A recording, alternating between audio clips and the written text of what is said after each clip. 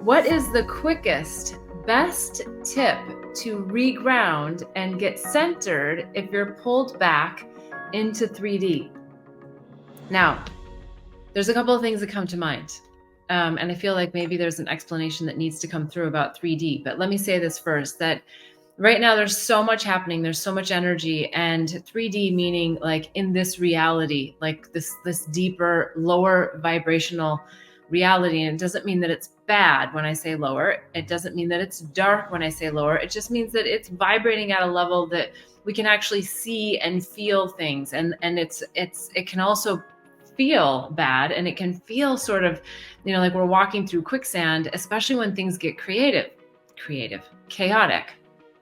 Maybe that was a Freudian slip in a good way, right? That we need to get creative when it gets really chaotic. But the best thing you can do when you're starting to feel like you're losing ground is to breathe. And I know that sounds so basic, but you really need to just sit. And I feel like this has come up several times now, but it's like connecting, sit somewhere, especially if you can sit somewhere, this might sound weird, but like hard, meaning like a chair, because when you can feel your sit bones and you can like put your conscious energy, like you're breathing in deeply, and then just anchor in the energy into your sit bones, like where you can actually feel your sit bones. If you can't feel your sit bones, it's fine. Just imagine that you can, and imagine that you're anchoring into the core of the earth. I know all of you have probably learned somewhere along the line in school about the earth and the core of the earth, and just go all the way there. Anchor into that spot, and then just keep breathing. Get just like, and it calms your nervous system, but it also brings you back to presence within your body, right? Because a lot of times what's happening is it's our mind that is spinning because our external world is feeling very chaotic. A lot of things is coming at us and coming at us and coming at us. And when we take that deep breath in and we just ground ourselves, as basic as it sounds, it is the most magnificent thing that you can do in that moment.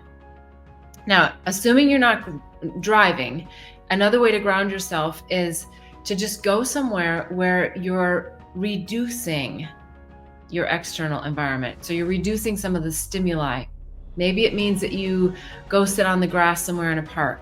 Even if you're in a busy day, like maybe you just literally walk out of the office, you go down somewhere and you just sit in a park. If it feels weird to sit on the grass, and sit on a park bench, but just sit somewhere.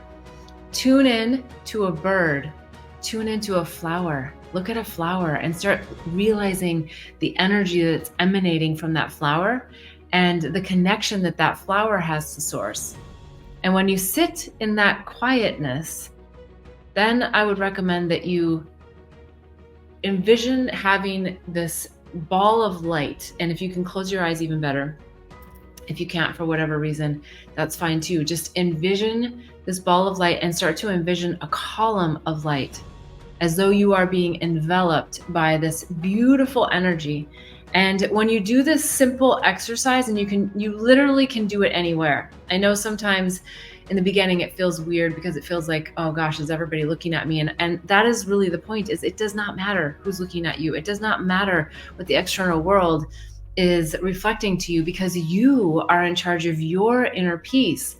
And that's where we awaken our inner wisdom, is in that really peaceful place.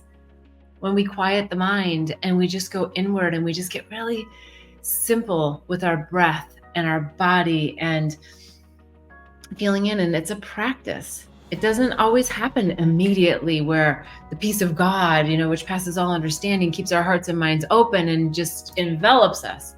It can and it will, but we're quieting the mind.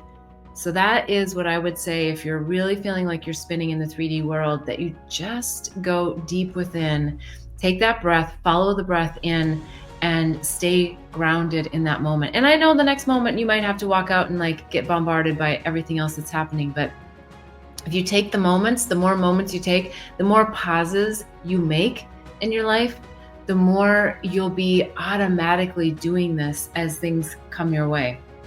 Please, next week, 11/11 Sundays, submit your questions, bethbell.me/question. There's so many resources over there. There is the Awakening and Healing Handbook. We've got the psychedelic resource guide. So if you're considering any spiritual medicines, it's a great guide to have. There's so much jam-packed information in there. There's also the herpes handbook. So if you don't have herpes, you may know someone who does. And it's a great guide to really get through the viruses of the mind that we just do not need to be experiencing, the judgments around all of these viruses, and so much more. The most important thing that comes to mind to share is, what is your state of the heart? Where is your heart? Because that's where we need to be, not in the mind, but in the heart. So if you go to bethbell.me, you can get a free state of the heart assessment. I think it's about 21 questions, and they're very specific, and we'll send you results based on your responses, which state of the heart you are in. And there's some tips, tools, techniques that come as a result of that as well. Now, if you want to go a little bit deeper on your journey, like if all of this is resonating and yet you're like, I want to have more interaction, I want to have more deeper discussion, apply for the Awaken Inner Wisdom membership. It's not for everybody, but it's certainly for people who want to go deeper in the journey, where we go into all things spiritual, all things expanded states of consciousness. And I would highly encourage you to apply to the Awaken Inner Wisdom membership. You can check the links below. I would love to see you next week on Awaken Inner Wisdom, 11:11 Pacific time. So until then, wishing you much bliss and love on the journey. Namaste.